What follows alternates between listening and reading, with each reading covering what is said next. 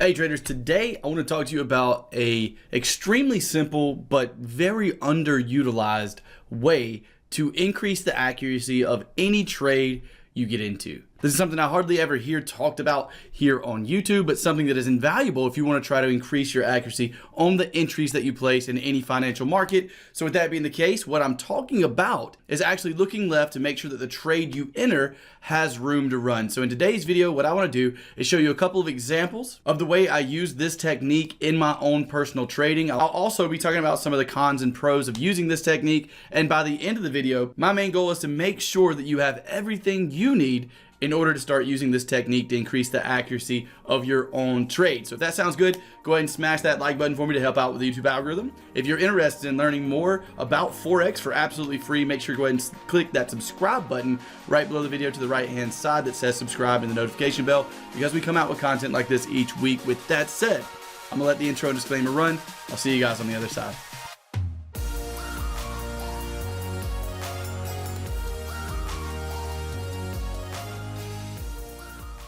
Welcome back. Let's go ahead and take a look at our first example, which is on the euro dollar. And this is actually a trade I sent out to our VIP EAP members this week, but it's a good example of using this, making sure there's room to the left before placing the trade to give yourself more accuracy. So let's go ahead and discuss this on a blank chart. Again, I'll put a photo right over here so you guys can see the actual trade that I sent out to EAP members. But like I said, now let's go to a blank chart and talk more about the analysis behind this trade. So the first thing that I did on my 4-hour chart is made sure I was in the correct trend, right? It's pretty easy to see we're in an uptrend here, and we ended up getting a breakout of this level right here. Now, once we get that breakout, I already know that I'm looking for a pullback into that area for a possible medium pullback trade. With that being the case, in order to add accuracy to a trade like this, something I do is instead of just going ahead and placing it, not looking at any other time frames or not doing any other analysis, in order to add some accuracy to this trade, is I look left on higher time frames to make sure I have room for this market to continue into new highs. For example, if there was a daily level of structure right here, then that means I do not have room to continue higher, and we could very well see something like that. What I want to make sure of is that there's a level of structure, or if there's a level of structure, it's high enough on the daily chart, looking left, to give me the opportunity to capture trend continuation as this market pushes higher into higher highs. So the exact way that would look when doing your analysis would be looking for the breakout of a previous level so that you can start looking for that medium pullback trade,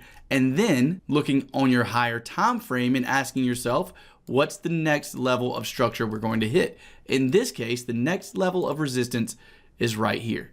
So with all of this being the case, I now have exactly what I need in order to place a trade and be confident that the accuracy on this trade will be very high. Reason being, I have everything I need to look for trend continuation here out of euro dollar, and I have room to the upside to capture multiple targets. With all those things coming together, that's exactly what we looked for and ended up getting here on this euro dollar trade. We just hit our first targets at a 1-to-1 here. Our second targets are going to be somewhere in this zone if we get up here and end up getting a reason to sell this market in this area.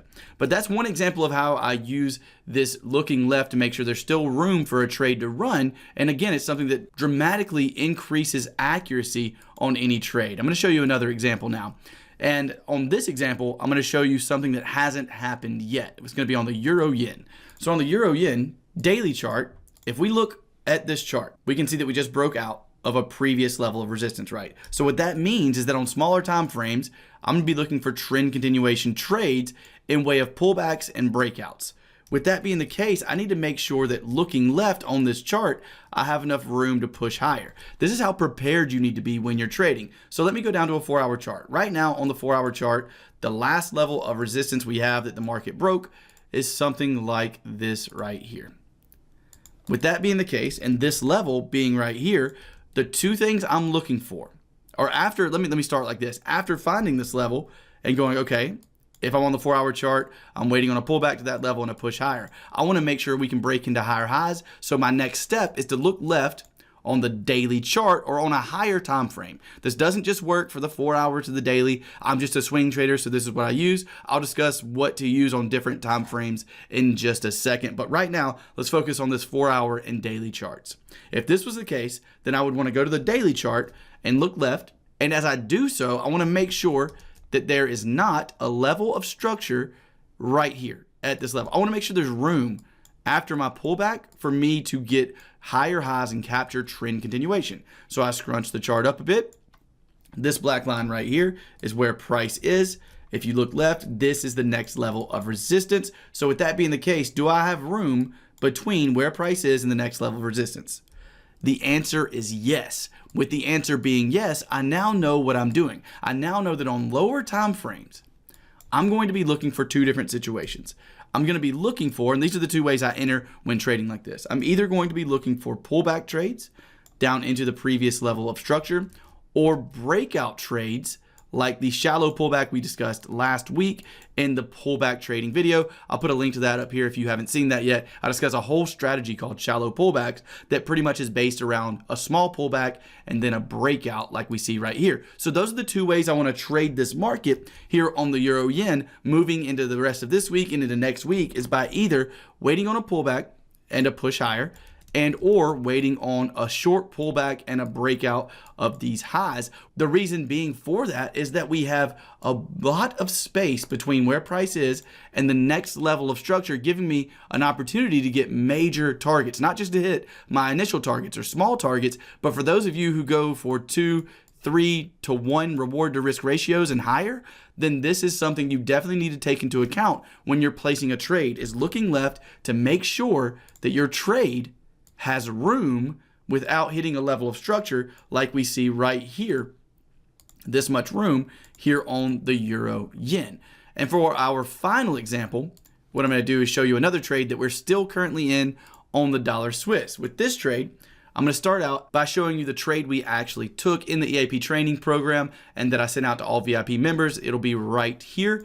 That is the entry that we got, and now we're sitting at about a 3 to 1 reward to risk on the second part of our position. But now I want to go to a blank chart and actually break down the entire analysis behind the trade, as well as break down how we used looking for space between our entry and the next higher time frame level of structure in order to gain accuracy and a better reward to risk ratio on this trade. So here we have the dollar Swiss. Let's zoom out to a daily chart.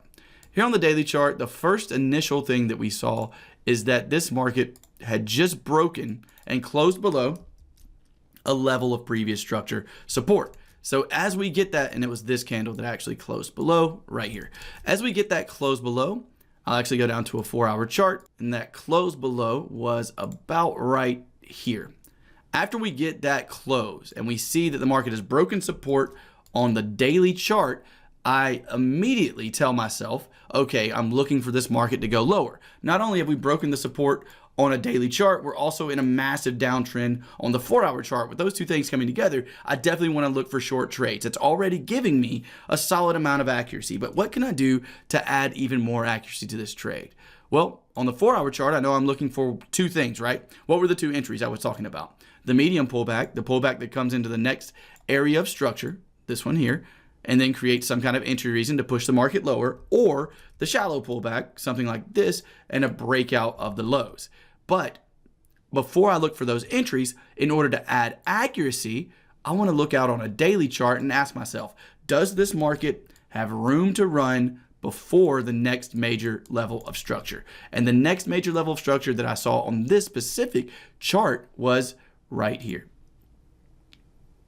So with that being the case, does this market have room to run to the downside? Of course it does, right? So with all of this coming together, it not only gives me a really accurate trading opportunity, but also gives me an opportunity, if I do get a trade here and I get it on a smaller time frame, like the 4-hour chart with a small stop loss, it gives me an opportunity to get like a 5 to 1 reward to risk, even down to the next level of structure on the daily chart. And just because it's a really good trading opportunity in terms of all the analysis does not mean that it's 100% going to win. But if you have a 5-to-1 reward to risk, you can afford to lose a lot of trades with a good risk management plan and still come out on top over the long run. So let's go back down to the 4-hour and see what happens.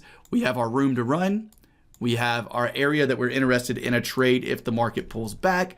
Then what do we get? As you saw on the email analysis I sent to the traders in the EAP training program, we ended up getting up to that area, getting a reason to enter short on this market here on the dollar Swiss, and the rest is history. The market has since then pushed down lower and lower to what is now a little bit over a 3-to-1 reward to risk. And I'm already looking to get targets off because I'm already at a 3-to-1 reward to risk on that second position. But something else I could still look for in real time is we just did what? Continued into trend by breaking below this low right here. So what do you think my next move would be on this chart? It would be something like looking for a pullback into this area or up into this area. This area would be a deep pullback. I did a strategy video last week on all the different types of pullbacks I like to trade. Look up in the top right hand corner and it will be there. It'll also be in the description. But in either of these cases, I could look for trades if we start to pull back in those areas, knowing that from my low, I still have room to create new lows before that major level of structure support on our higher time frame. So that's a couple of the major ways I like to use looking left to make sure my trade has room to run in order to increase accuracy and increase the probability of me hitting higher than a 1-to-1 reward to risk ratio. Now, before we talk about time frames, let's talk about a couple of the pros and cons. Anytime you're increasing accuracy and adding a layer to your strategy, a layer like looking left on a higher time frame, like we just discussed, when you add that layer, there's always going to be a trade-off. The likely trade-off is every layer that you add is going to improve the accuracy of your system or strategy, but it's going to decrease the frequency of trades that you get. And I know improving accuracy sounds like a great thing, but if you improve accuracy to the point that you're super accurate, but you're only getting a few trades a month or a few trades a week compared to being able to get many more trades with a little bit less accuracy, there's always a trade-off, and that's why you always have to test things like this to figure out if it's something that fits with your trading style. Are you okay with having fewer trades if it increases accuracy a little bit? And if that's the case, go for it. But again, it's definitely something you'd have to test. And that's one of the biggest cons, is it's going to decrease the frequency of trades you take if you use this as a set in stone rule. I only place trades when I have room to the left, if you understand what I'm saying. Because again, it's going to decrease the frequency of trades, but it should increase accuracy and reward to risk potential. Now let's talk time frames. As I said, I get this question all the time, so I want to go ahead and throw it in the video. You can use this on any time frame. I always go up what I consider one time frame. So I'll open up the chart a little bit. What I mean by one time frame is if you look up here with me on the chart, you'll see 5-minute, 15-minute, 1 hour, 4 hour, daily, weekly. These are the time frames that I look at. I know we have 1 minute, 3 minute, 5 minute, 1 hour, 2 hour, but when I say go up a time frame, for me, these are the time frames that I use. So this is what I'm talking about. If you're trading the 5-minute chart and you see your situation like this, you're waiting on a pullback, the area of higher time frame structure, you want to make sure you have room until you hit. If you're trading the 5-minute, would be the 15-minute chart. When I say go up one time frame, I mean from 5-minute to 15-minute. If you're looking on the 15-minute chart for your trade, let's say this trade is the 15-minute, where do you need to look for your higher time frame structure to make sure you have room to make new lows? You would need to look on the 1 hour chart. Hopefully it's starting to make sense. I'll do it one more time. If you're looking on the 1 hour for your trade, let's say this is the 1 hour chart, where would you need to look to see that you have space to your next level of major structure? You would need to look on the 4 hour chart. If you got it right, congratulations. So the reason this works so well is when we're trading based on trend continuation, what are we looking to do? We're looking to ride that trend as low as we can to get the biggest potential profit we can, like on this trade here on the dollar Swiss, where we're up 3-to-1 reward to risk ratio. So when trying to make sure you can capture as much as possible out of a trend, it's always a good idea to look on a higher time frame and make sure there's not some kind of major level of structure in the way. And with that said, if you're looking to get your hands on some more advanced training than what we post here on YouTube, and if you'd like to get 3 to 5 of those email alerts we were talking about earlier in the video, like the one on the dollar Swiss, then we did just have some space open up. A few graduates came out of our EAP training program. That will be listed below. Now, it's not like every email that we send out is a winner, much less a winner of 3 to 1. We actually had 2 losses last week that just went in the complete opposite direction that we predicted, which will happen in trading. But the program does come with those alerts along with a full training course that will teach you all you need to know about the strategies I use on a daily basis, about risk management, about how to stay disciplined to a trading plan. Also goes over how to build a full trading plan. It's a mentor program as well, meaning that it comes with what's called priority email. Anytime you have questions about trading in general or about the course, it'll be me personally answering those questions. I spend about 3 hours a day currently answering questions from students, and I love it. We also send out weekly videos showing you what I'm looking at, major levels of structure in the market, and how I'm planning to trade around those levels every single Monday, and much, much more. But by far, one of the greatest parts of the EAP training program is that it comes with a 60-day money-back guarantee. If you, for any reason, don't feel satisfied with your purchase, just let us know within the first 60 days, and my support staff will get you a full refund, no questions asked. If that's not something you're into, that is totally fine as well. Just make sure you keep it locked here at the Trading Channel for more free content by subscribing, clicking that notification bell, click that like button if you did enjoy this video, comment below to give me a few video ideas in terms of the things that you are struggling with, and I will talk to you in the next video. See you soon.